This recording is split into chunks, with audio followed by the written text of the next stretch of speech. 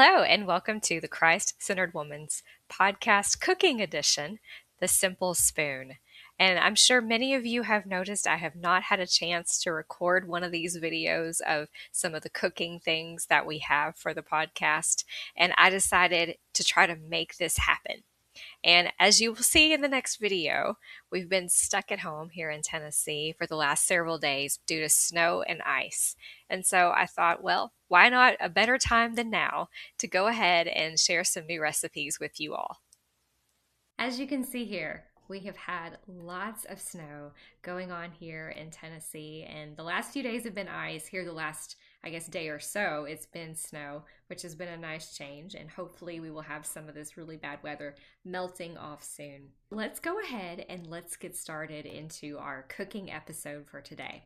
Now, as you can see on the menu, we have chicken on a loaded mashed potato bed with tomato cream sauce and a carrot accompaniment. And we will be talking about how to make all of this here in just a moment. But the big thing I wanted to highlight is the dessert. This is our version of the viral Coro chocolate cake. Now, if you have not seen this cake, oh my goodness, let me tell you, this thing looks really good. With all the wild winter weather, it's left my family and myself stuck inside. And it's also left me a little extra time anyway, to look on social media. I found this viral Edinburgh Coro chocolate cake and it caught my eye. I was like, I've got to figure out how to recreate this. This particular chocolate cake, it's known for being a cross between a brownie and a souffle and having this deep molten richness that uses high quality Belgian chocolate. Now, this sounds like a really, really good cake.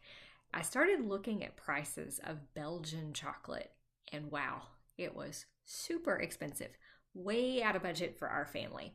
So today, I'm going to show you how to recreate the viral Edinburgh Coro chocolate cake using simple grocery store ingredients.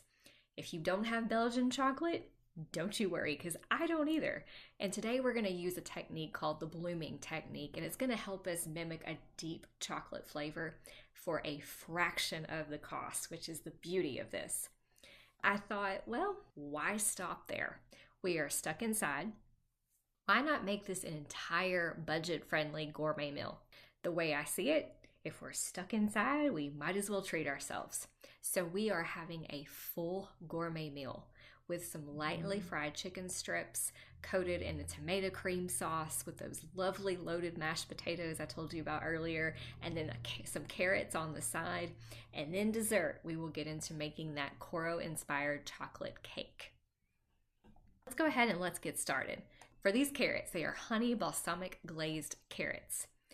Now, what you want to do is you want to go ahead and about a pound or so. So this whole recipe is going to feed about a family of 4. We're going to get these about a pound of carrots, and we're taking 2 tablespoons of olive oil, 2 tablespoons of honey, and 1 tablespoon of balsamic vinegar. Then we are going to mix that with a sprinkle of salt, a sprinkle of pepper, about 1/8 of a teaspoon of dried thyme. Now, what you'll see me doing here, I started showing you a picture of me cutting because I'll be very honest, my cutting skills scare a lot of people, so I did not even bother to record that. Next, you will see me mixing up the balsamic vinegar, the honey, the olive oil, and everything here and putting it on the carrots. Next, I am putting this onto a greased baking dish. What I did was I went ahead with that marinade and got all those carrots and those juices and put it on the baking sheet that has been greased. And then what you want to do with that is you're going to put it in a oven that has already been preheated for 400 degrees, about 20 to 25 minutes. And you want to bake them until they're just tender and those edges are caramelized. Now, in our family, we like for things to be a little bit caramelized, crispy. So I did try to do as much of that as possible, but these turned out really tasty. Then those loaded cream cheese mashed potatoes. Okay, so let me tell you about this.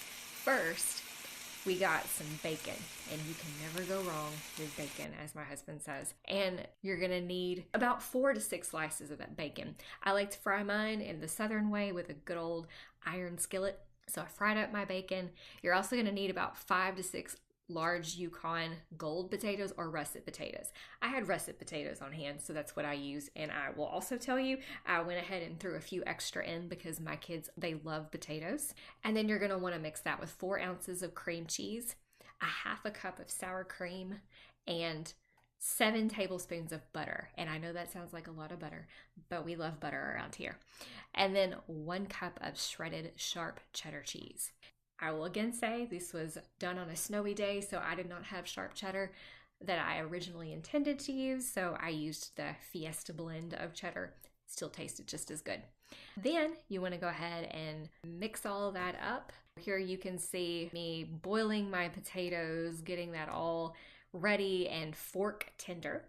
Then the way that I do my mashed potatoes, I like to put the butter and cream cheese always goes in my mashed potatoes because I think it really helps make everything just taste better. And you want to reserve, before you dump all that water out, reserve a little bit of your water to make those mashed potatoes, because I know a lot of people like to add milk. You are welcome to do that, but you can also use that water that was already in the mashed potatoes, which is what I did here.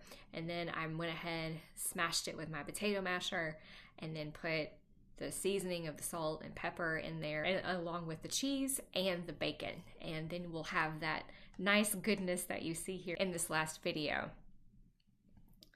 Next, we are moving on to these fried chicken pieces in a tomato cream sauce. Okay, these were really, really good. You can start out with some chicken slices like I used here, just because I thought that might be a little bit easier and faster for me to cook for my hungry family. But you can also get 2 large chicken breasts and slice them lengthwise into thin cutlets if you want to do that as well. The next thing that you're going to want to do is get some flour. I used all-purpose flour for dredging. So you just need enough to get the chicken coated on the outside, and sprinkle a little bit of salt and pepper just for seasoning. After it's seasoned, you're going to want to sear it in a little bit of olive oil on medium-high heat until these are golden brown. And that's what you see me doing here. And you're going to set this aside on a plate. Now, with chicken, one thing people often say is, oh, I don't know how to tell when it's done. And I just use a cheap meat thermometer, and you want to make sure that it's at least a 165, because no one wants to get raw chicken and get salmonella from that. So I always test my chicken as I'm cooking it to make sure that it is cooked all the way through. In that same pan, you want to saute 1 to 2 cloves of garlic. Now I can tell you, my family does not always love garlic, so I used 1 small clove, but if your family loves garlic, use 2. And you want to do that for about 30 seconds, just until that fragrance really starts to emit. Next, you're going to want to start that tomato base for this lovely tomato cream sauce. I used canned tomatoes for this to make it easy.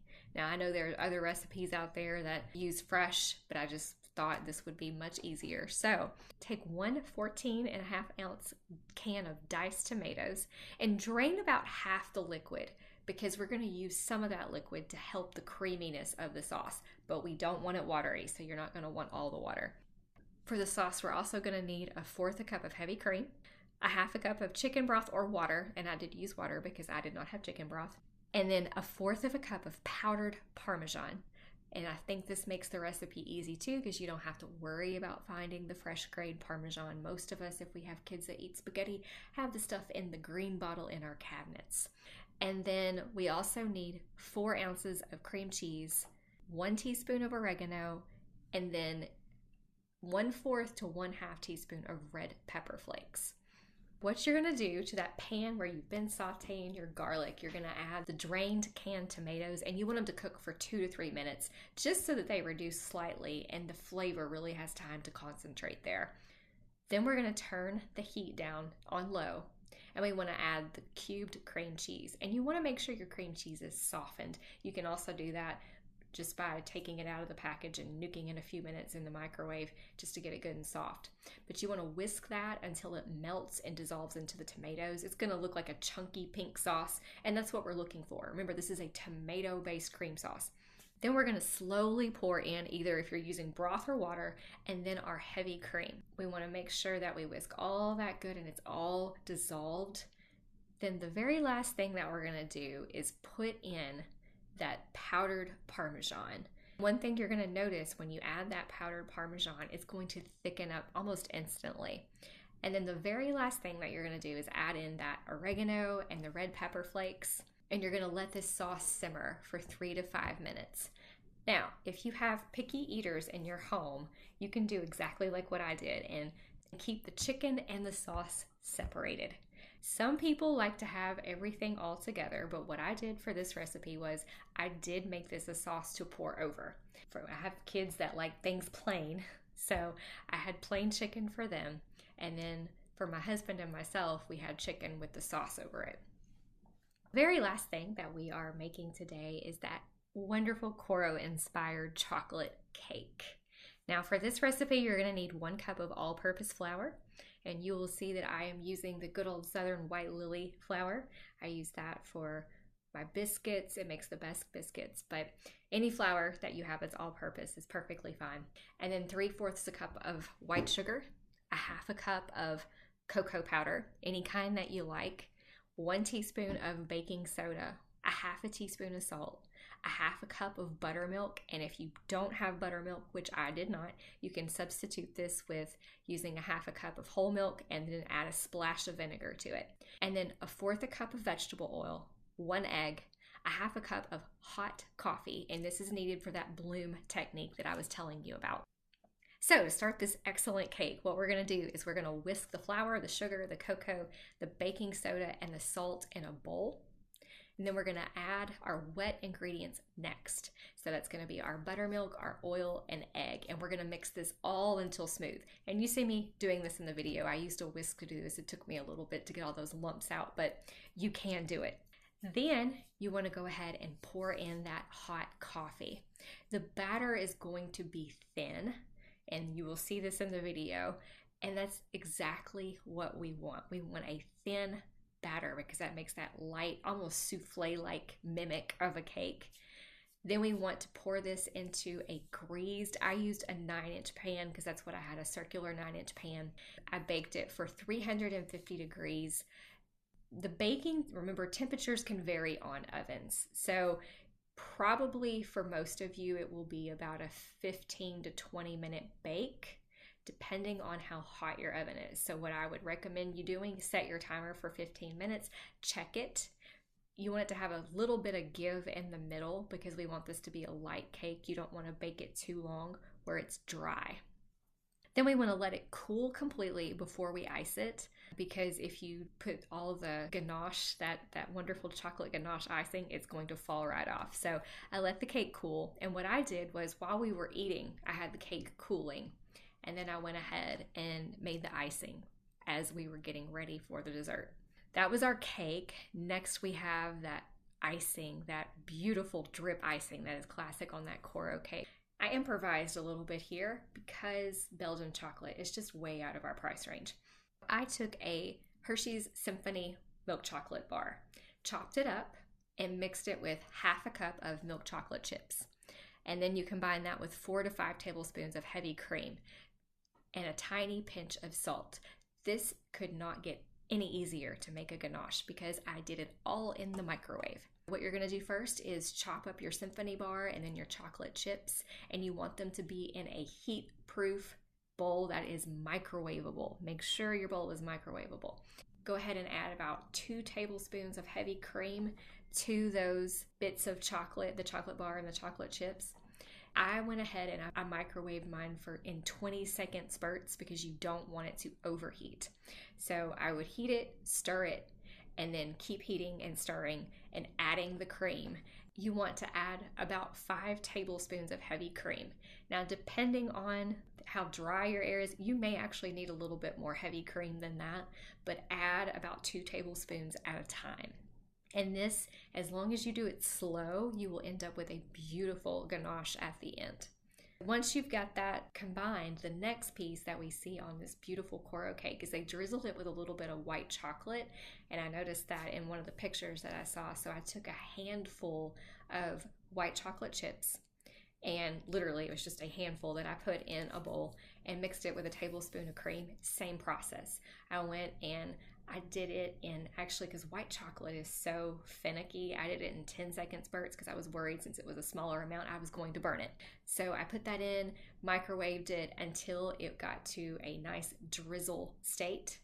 And then I went ahead and put the chocolate ganache on my cake and then drizzled it with a little bit of that white chocolate. And I took a toothpick and drug it from one end of the piece of cake to the other, because some people like to take and decorate the entire cake. You will see here in this picture too that I sliced my cake into individual slices and then put the icing on individually. The best thing too that you can put with this is a little dollop of ice cream. The actual Coro cake had a little bit of cream on the side, but I thought, we need to go all out. Let's get ice cream. And so that finished off the meal. So I hope that as you watch this, you feel inspired to recreate these recipes for those that you love or yourself or a friend. And remember, in all that you do, keep Christ centered.